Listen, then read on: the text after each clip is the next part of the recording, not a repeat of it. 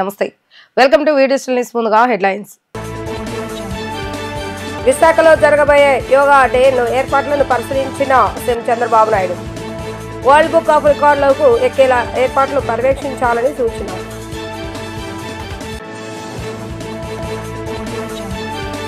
మహిళా పిఎస్ కు కొత్త కళ, ఆధునీకరించిన భవనాన్ని ప్రారంభించిన సిపి రాజశేఖర్ బాబు.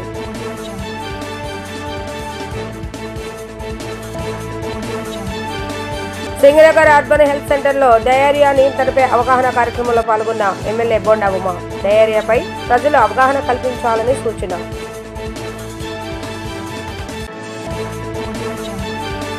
అంతర్జాతీయ యోగా దినోత్సవాన్ని విజయవంతం చేసేందుకు ప్రజలంతా కలిసి రావాలని సీఎం చంద్రబాబు నాయుడు పిలుపునిచ్చారు. యోగా వేడుకలకు వచ్చే వారికి ఎలాంటి ఇబ్బందులు లేకుండా అన్ని చర్యలు తీసుకోవాలని అధికారులను సైతం ఆయన ఆదేశించారు. ఈ నెల 21వ తేదీన అంతర్జాతీయ యోగా దినోత్సవం సందర్భంగా విశాఖ ఆర్కే బీచ్ వద్ద ఏర్పాట్లను పరిశీలించారు. ఎలాంటి చర్యలు తీసుకుంటున్నారో అధికారులు ముఖ్యమంత్రికి వివరించారు. ప్రధాని మోడీ పర్యటనకు ఇబ్బందులు కలగకుండా పకడ్బందీగా ఏర్పాట్లు చేయాలని అధికారులను ఆదేశించారు. ఈ సందర్భంగా ఆయన మాట్లాడుతూ రాష్ట్రాన్ని ఆరోగ్య ఆంధ్రప్రదేశ్ గా మారుస్తున్నామని, అందులో భాగంగా 21వ తేదీన విశాఖలో యోగాంధ్రను భారీ ఎత్తున నిర్వహిస్తున్నామని చెప్పారు. భారతీయ వారసత్వ సంపదగా వచ్చిన యోగా వల్ల అందరికీ ప్రయోజనాలు ఉన్నాయని గుర్తించిన ప్రధాని దీనిని ఐక్యరాజ్య సమితికి చెప్పి జూన్ 21న అంతర్జాతీయ యోగా దినోత్సవంగా ప్రకటింపజేసి 10 ఏళ్లు పూర్తయిందని గుర్తు చేశారు. 11వ సంవత్సరంలోకి అడుగు పెడుతున్న తరుణంలో విశాఖలో భారీ కార్యక్రమం నిర్వహించాలని ఆయన కోరగా తాను అంగీకరించినట్లుగా తెలిపారు. ఇందుకోసం యోగాంధ్రకు నెల క్రితమే శ్రీకారం చుట్టామని అన్నారు. రాబోయే 5 రోజుల్లో ఒక హిస్టారికల్ ఈవెంట్ కు నాంది పలుకుతున్నాం. 11వ సంవత్సరం అంటే 10 సంవత్సరాలు పూర్తి చేసుకుని 11వ సంవత్సరం ఇంటర్నేషనల్ యోగా డేకి నాంది పలుకుతున్నాం. ఇటీవల కాలంలో నేను ప్రధానమంత్రి గారిని కలిసినప్పుడు వారు ఒకటి ఆఫర్ చేశారు.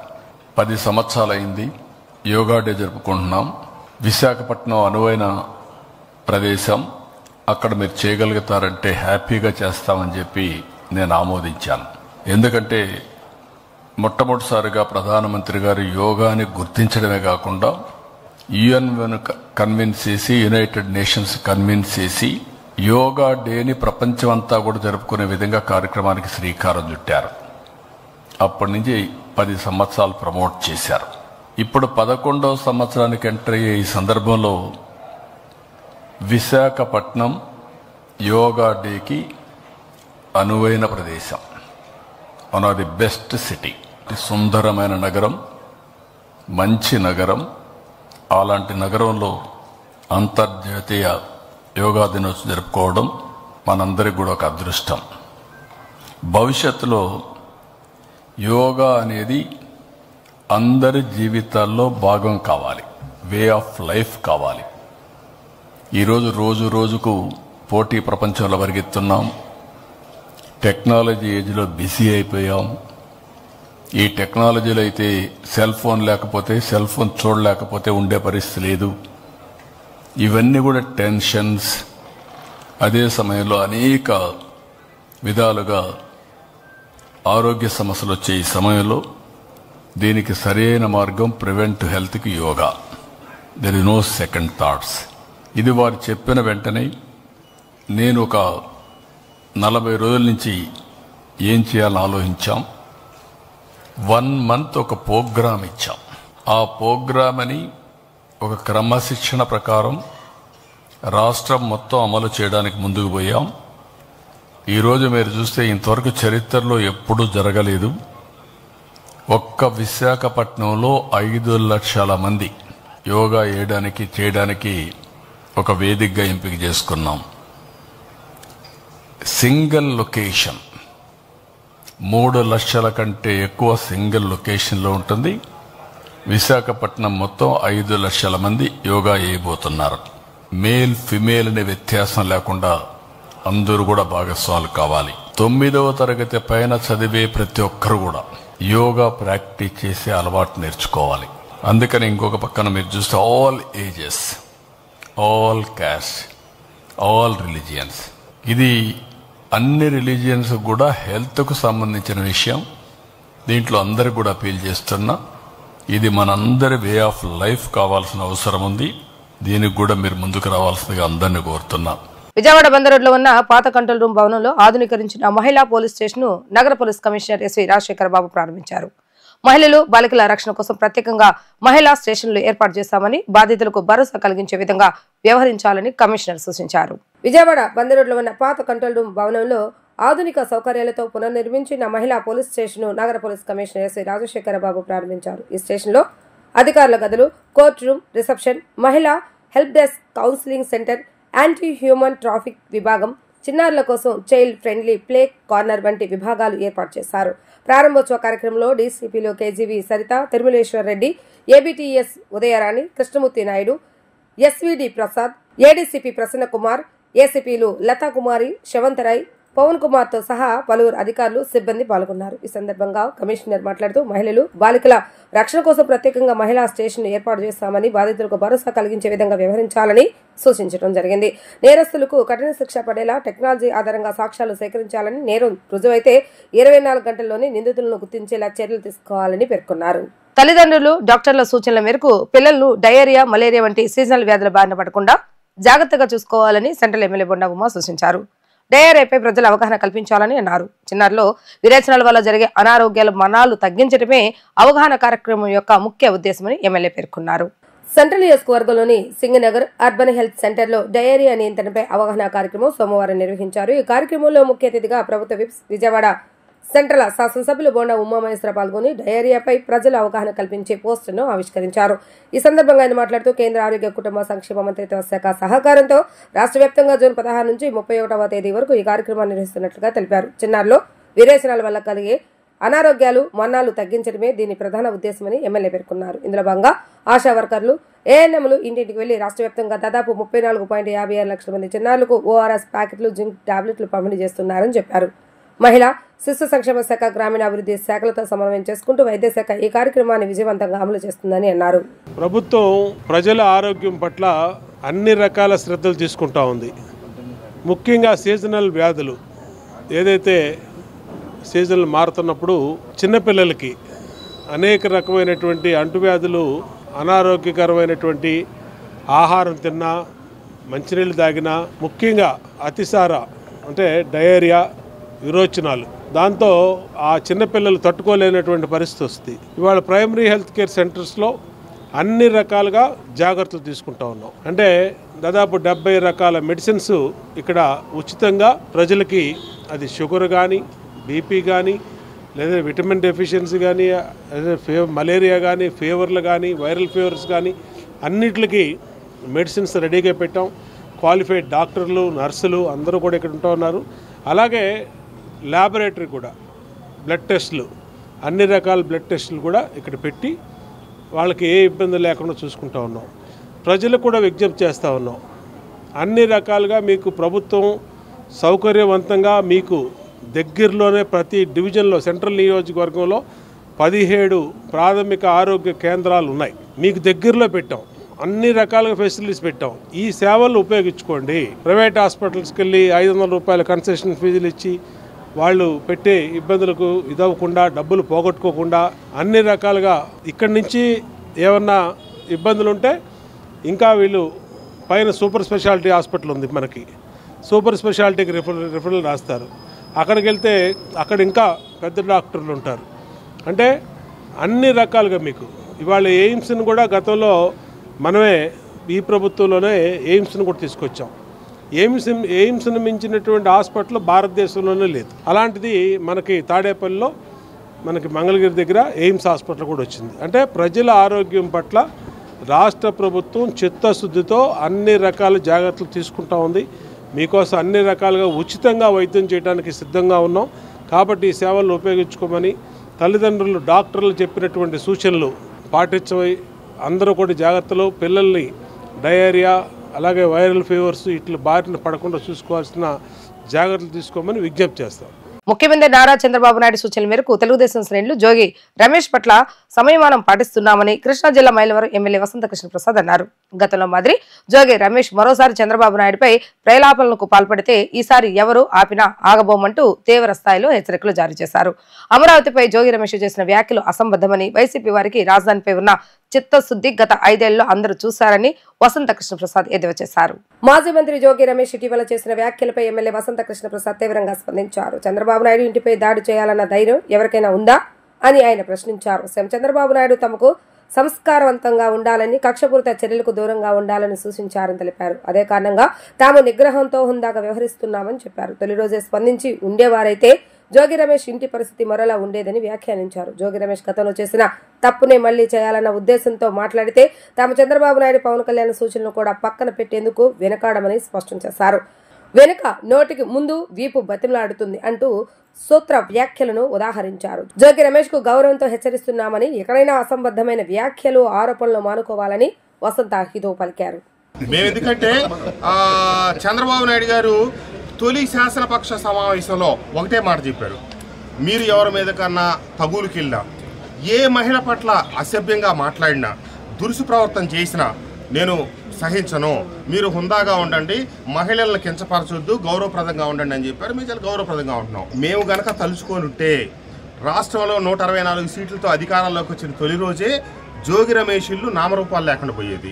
ఒకవేళ కనుక జోగి రమేష్ గతంలో చేసిన తప్పుని నేను మళ్ళీ పునరావృతం చేస్తాననే మాట నాలుగు దాటి కనుక బయటకు వస్తే మేము చంద్రబాబు నాయుడు గారు, పవన్ కళ్యాణ్ గారు చెప్పిన మాట కూడా విన్నాం. దయచేసి వెనకటి నుంచి మన సూక్తులు చెప్తా ఉన్నాయి, ఈపెప్పుడు నోటిని బతిలాడుకుంటుంది, నువ్వు జాగ్రత్తగా ఉండి చావే, లేకపోతే పగిలేదు నా ఈ పని. జోగి రమేష్ గారు మీకు గౌరవంగా చెప్తా ఉన్నాం, నువ్వు ఎవరిని పడితే వాళ్ళని, ఎంతటి అసంబంధమైన వ్యక్తి అంటే ఇతను మొన్నే చెప్పాడు, ఇప్పుడు నిర్మిస్తున్నటువంటి అమరావతి అంట కాదంట, చంద్రబాబు నాయుడు గారు నిర్మించే అమరావతి సరైనది కాదంట, మళ్ళీ అధికారంలోకి వస్తాడంట, జగన్మోహన్ రెడ్డి గారు ఈసారి సరైన అమరావతిని నిర్మిస్తాడంట, మొన్నే చెప్తా ఉన్నాడు. కాబట్టి 5 సంవత్సరాలు జగన్మోహన్ రెడ్డి గారు 3 రాజధానుల నాటకం ఏమాడారు, ఎందుకు ప్రజలు చెప్పు తీసి కొట్టి పక్కకు పంపించారు. కరెక్ట్గా వీళ్ళ బుద్ధులు ఎటువంటి అంటానికి ఉదాహరణ ఏంటంటే, మొన్న ఇతను చెప్పాడు, చెప్పిన 2వ రోజో 3వ రోజో 3 రాజధానులకు సంబంధించి అమరావతి రాజధాని మీద, రాజధాని ప్రాంతం మీద వాళ్ళ ఛానల్లో చర్చ పెట్టి అమరావతిని గురించి ఏం ప్రేలాపనలు మాట్లాడారో మీరు చూశారు. కాబట్టి వీళ్ళంట అధికారంలో మళ్ళీ వస్తారంట, ఇంతకంటే బాగా రాజధాని నిర్మిస్తారంట. చెప్పడానికి సిగ్గు, శరం, మానం, అభిమానం అనేది ఒకటి ఉంటుంది, అది ఉండాలి. దయచేసి సంస్కారవంతంగా మన ప్రజాప్రతినిధులు ప్రజల కోసం, ప్రజలకి, ప్రభుత్వానికి అనుసంధానంగా మనం ఎన్నిక కాబట్టాం. మన పరిధులు, పరిమితులు తెలుసుకొని మన బాధ్యతలు ఎవరిద్దాం తప్పితే ప్రజలను రెచ్చగొట్టడం, పిచ్చి పనులు చేస్తే ప్రభుత్వం చూస్తూ ఉంటుందని చెప్పి తెలియజేస్తాం. సెంట్రల్ నియోజకవర్గంలోని 59వ డివిజన్ సింగనగర్లోని మాకినేని బసవపున్నయ్య స్టేడియంలో ఎన్టీఆర్ మెమోరియల్ క్రికెట్ టోర్నమెంట్ ప్రారంభమైంది. తెలుగుదేశం పార్టీ కూటమి ప్రభుత్వం ఏర్పడి సంవత్సరం పూర్తయిన సందర్భంగా ఈ టోర్నమెంట్ 10 రోజుల పాటు నిర్వహించనున్నారు. ఈ సందర్భంగా టోర్నీకి ముఖ్య అతిథిగా హాజరైన ప్రభుత్వ విప్, స్థానిక ఎమ్మెల్యే బొన ఉమామహేశ్వరరావు హాజరై టోర్నమెంట్ ప్రారంభించారు. అనంతరం మొదటి బ్యాచ్ కు సంబంధించి టాస్ వేసి కాసేపు క్రీడాకారులతో కలిసి బ్యాటింగ్ చేస్తూ ఉత్తేజపరిచారు. ఈ సందర్భంగా ఆయన మాట్లాడుతూ యువతలో క్రీడా స్ఫూర్తిని పెంపొందించేందుకు నియోజకవర్గంలో ప్రతి నెల ఈవెంట్లు, టోర్నమెంట్లు నిర్వహిస్తున్నామని చెప్పారు. మాకినేని బసవపున్నయ్య స్టేడియాన్ని ఆధునీకరించేందుకు ప్రభుత్వం చర్యలు తీసుకుంటుందని స్పష్టం చేశారు. యువతలో క్రీడా స్ఫూర్తిని పెంపొందించేటట్టుగా ప్రభుత్వ పరంగా అన్ని చర్యలు తీసుకుంటా ఉన్నాం. ఈరోజు సెంట్రల్ నియోజకవర్గంలో నిత్యం ప్రతి నెల కూడా ఏదో ఒక ఈవెంటు, ఏదో ఒక టోర్నమెంటు జరుగుతూ ఉన్నాయి.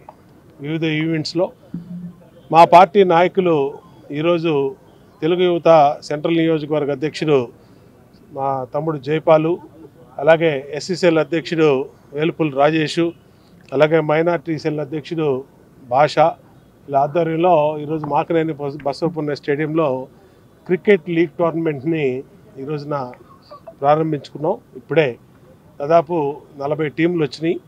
ఈ సింగనగర్ ప్రాంతంలో ఉండే యువత అందరూ కూడా పెద్ద ఎత్తున క్రీడాకారులుగా అవసరం ఉంది, తయారవలసిన అవసరం ఉంది. దానికి స్టేడియంలో ఇన్ఫ్రాస్ట్రక్చర్, అన్ని ఫెసిలిటీస్ కూడా వాళ్ళకి అన్ని రకాలుగా ప్రోత్సాహాలు అందజేస్తాం. స్పోర్ట్స్కి, క్రీడలకు అత్యంత ప్రాధాన్యత ఇచ్చే ఈ ప్రభుత్వం, ముఖ్యమంత్రి చంద్రబాబు నాయుడు గారి ఆధ్వర్యంలో తప్పనిసరిగా భవిష్యత్తులో ఒక క్రికెటే కాదు అన్ని ఈవెంట్లకు కూడా డెవలప్ చేసే విధంగా ప్రోత్సాహాలు ఇస్తాం. ఈ స్టేడియంకి పూర్తిగా వాకర్స్ కోసం రోజు మరి వేల మంది వాకర్సు, మహిళలు, అలాగే పెద్దలు అందరూ కూడా ఇక్కడ స్టేడియంలో మరి వాకింగ్ చేయటం కానీ వివిధ జిమ్ ఐటమ్స్ని ఉపయోగించుకుంటూ ఉంటారు. దీంట్లో అన్ని రకాలుగా బాగు చేయడానికి మహిళల కోసం ఇక్కడ జిమ్ ఒకటి లేడీస్ కోసం పెట్టాం. అలాగే జెంట్స్ చేసే జిమ్ము పెద్ద ఎత్తున మొన్నే 50 లక్షల రూపాయలతో ఆధునీకరించే వర్క్ జరుగుతూ ఉంది. అలాగే ఈ స్టేడియం ఏదైతే ఇది కొంచెం చిన్న చిన్న రిపేర్లు ఉన్నాయి. వాటిలన్నింటిలో కూడా ఒక 50 లక్షల రూపాయలు కేటాయించాం. రేపు ఎల్లుండో దీనికి ఇక్కడ శంకుస్థాపన చేసి వర్క్ కూడా స్టార్ట్ చేస్తాం. అట్లాగే షటిల్ కోర్టు దీన్ని కూడా ప్రతిపాదన సిద్ధం చేసాం. షటిల్ కోర్టులు ఇంకొక అడిషనల్ కోర్టులు కూడా వేయమని చెప్పాం. అధికారులు ప్రతిపాదన సిద్ధం చేస్తూ ఉన్నారు. ఈ స్టేడియం మాకినేని బసవపుణ్య స్టేడియంని ఇక్కడ ఈ ప్రాంత ప్రజల కోసం, యువత కోసం అన్ని రకాలుగా సిద్ధం చేస్తాం. అన్ని రకాలుగా అన్ని స్పోర్ట్స్ ఈవెంట్స్ని దీంట్లో పెద్ద ఎత్తున ప్రోత్సహిస్తాం. దానికి ఎంత ఖర్చు అయినా సరే ప్రభుత్వం సిద్ధంగా ఉందని కూడా తెలియజేస్తాం. తెలుగుదేశం పార్టీ సంక్షేమానికి మారుపేరుగా నిలుస్తుందని గుంటూరు తూర్పు నియోజకవర్గ ఎమ్మెల్యే నజీర్ అహ్మద్ అన్నారు. తల్లికి వందనం పథకాన్ని వైసీపీకి మరణ శాసనంగా ఆయన అభివర్ణించారు. జగన్ రెడ్డి 5 ఏళ్ల పాలనలో అమ్మఒడి కింద 24,000 కోట్లు ఖర్చు చేస్తే తమ కూటమి ప్రభుత్వం ఒక్క ఏడాదిలోనే తల్లికి వందనం కోసం 10,091 కోట్ల రూపాయలు కేటాయించిందని వివరించారు.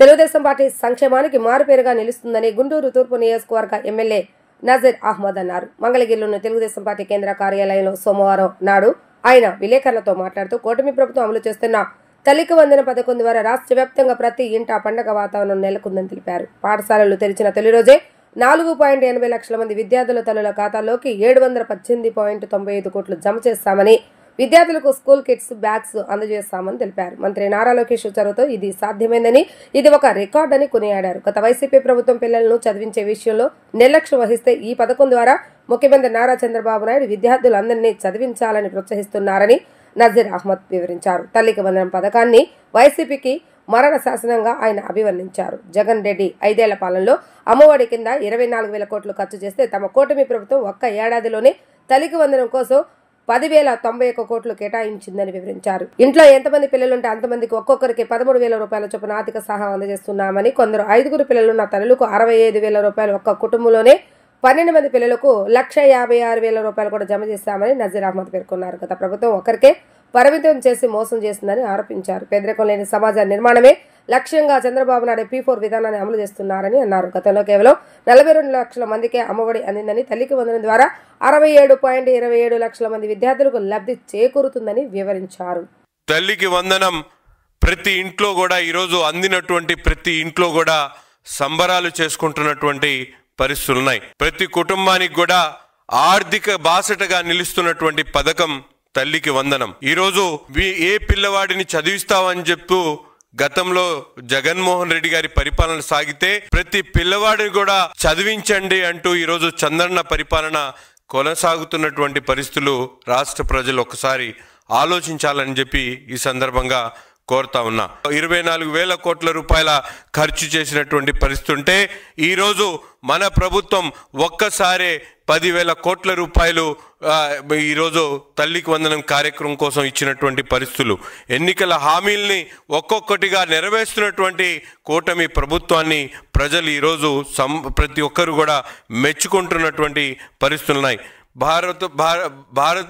భావి తరాల భవిష్యత్తు కోసం ఆలోచించేటువంటి ఏకైక పార్టీ నాయకుడు చంద్రబాబు నాయుడు అనేటువంటి విషయాన్ని ప్రజలందరూ కూడా గ్రహించాలనేటువంటి విషయం చెప్తా ఉన్నా.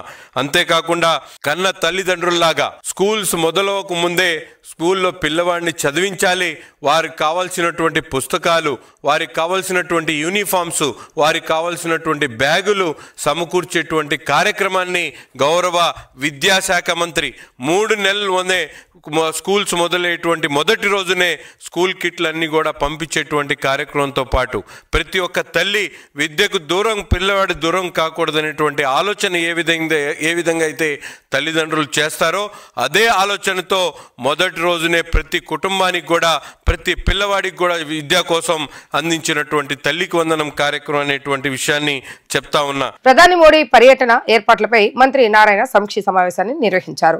యోగా దినోత్సవం నిర్వహణ కోసం ఆర్గనైజింగ్ కమిటీ సభ్యులు, అధికారులు ఈ సమావేశానికి హాజరయ్యారు. సమీక్ష సమావేశంలో మంత్రి పార్థసారథి, ఎమ్మెల్యేలు, ఎమ్మెల్సీలు, జిల్లా కలెక్టర్, అధికార తదితరులు పాల్గొన్నారు. 5 లక్షల మందికి పైగా ప్రజలు యోగా దినోత్సవంలో పాల్గొనున్న నేపథ్యంలో వారికి అవసరమైన సదుపాయాలు కల్పించే చర్యలు తీసుకోవాలని మంత్రి సూచించారు. ప్రధాని పర్యటనను విజయవంతం చేసేందుకు సమన్వయంతో పనిచేయాలని అధికారులను ఆయన ఆదేశించారు. 2 తెలుగు రాష్ట్రాలు ఉమ్మడి రాష్ట్రంగా ఉన్నప్పుడు అతిపెద్ద వినాయకుడిని దర్శించుకునేందుకు హైదరాబాద్ వెళ్లాల్సి వచ్చేదని, ఇప్పుడు రాష్ట్రంలో అతిపెద్ద వినాయకుని చూడటానికి రాష్ట్ర నలుమూల నుంచి విజయవాడ వస్తున్నారని Aryavysya development corporation chairman డుండి Rakesh వెల్లడించారు. డుండి రాకేష్ సేవా సమితి ఆధ్వర్యంలో పర్యావరణ హితమైన 72 అడుగుల మట్టి వినాయకుడు విగ్రహ నిర్మాణానికి శంకుస్థాపన చేశామని చెప్పారు. పశ్చిమ నగరంలోని సితారా గ్రౌండ్స్ లో అంగరంగ వైభవంగా డుండి గణేష సేవా సమితి ఆధ్వర్యంలో 72 అడుగుల మహామట్టి గణపతి విగ్రహ శంకుస్థాపన మహోత్సవ కార్యక్రమం సోమవారం నిర్వహించడం జరిగింది. ఈ కార్యక్రమానికి ముఖ్య అతిథులుగా ఎంపీ కేశినేని శివనాథ్ తనయుడు కేశినేని వెంకట ప్రముఖ సినీ నటుడు సుమన్ హాజరయ్యారు.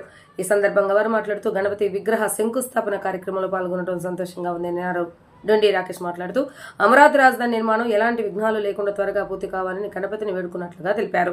వినాయక చవితి పండుగ నాడు పర్యావరణ పరిరక్షించేందుకు మట్టి విగ్రహాలను పూజించాలని అన్నారు. అందుకే పర్యావరణానికి హితకరమైన 72 అడుగుల మట్టి వినాయకుడిని ఏర్పాటు చేస్తున్నట్లుగా తెలిపారు. డుండి గణేష్ సేవా సమితి వాళ్ళందరికీ ముందు అభినందనలు. ఎందుకంటే చాలా ఒక మంచి విషయం. సో ఇది కన్స్ట్రక్షన్ ఈజీ 1.5 month పడుతుంది. సో అందరూ రావాలి, అందరూ సహకరించాలి. పెద్దవాళ్ళు అందరూ వచ్చి ఉన్నారు ఈరోజు. సో చాలా మంచి రోజు ఈరోజు. సో అన్ని విషయం అన్ని వినాయకుడి ఆశీర్వాదాలతో అన్ని మంచి జరగాలని మనస్ఫూర్తిగా కోరుకుంటూ, నాకు ఈరోజు నేను వేరే పని మీద వచ్చాను, ఈరోజు అనుకోకుండా రావడం ఆ వినాయకుడి ఆశీర్వాదం నాకు ఉందని అనుకుంటూ అందరికీ all the best, good luck, thank you. ఇవాళ 72 అడుగుల మట్టి వినాయకుడిని ప్రారంభించడం జరిగింది. ఇప్పుడు ఆగస్ట్ 27వ తారీఖున ఇప్పుడు మన గణేష్ చతుర్థి ఉంటుంది. దానికి విధంగా 72 అడుగుల వినాయకుడిని పెడతాం. ఇక్కడ చాలా సెన్సేషన్గా ఉంది. సో దానికి అన్ని ప్రారంభాలు ఇవాళ ప్రారంభించారు. మంచి రోజు చూసి ఇట్లాంటి అన్ని ప్రోత్సహిస్తాం. ఫ్యూచర్లో ఇట్లాంటి చాలా చేయాలని కోరుకుంటున్నాం. వార్తలు ముగించే ముందు హెడ్లైన్స్ మరొకసారి. విశాఖలో జరగబోయే యోగా డేను ఏర్పాట్లను పరిశీలించిన CM Chandrababu Naidu. World book of రికార్డులకు ఎక్కేలా ఏర్పాట్లు పర్యవేక్షించాలని సూచన.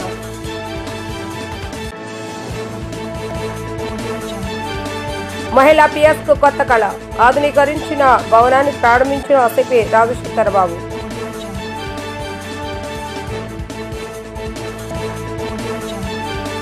సింగనగర్ అర్బన్ హెల్త్ సెంటర్ లో డయేరియా నియంత్రణపై అవగాహన కార్యక్రమంలో పాల్గొన్న ఎమ్మెల్యే బొండా ఉమా. డయేరియాపై ప్రజలు అవగాహన కల్పించాలని సూచన.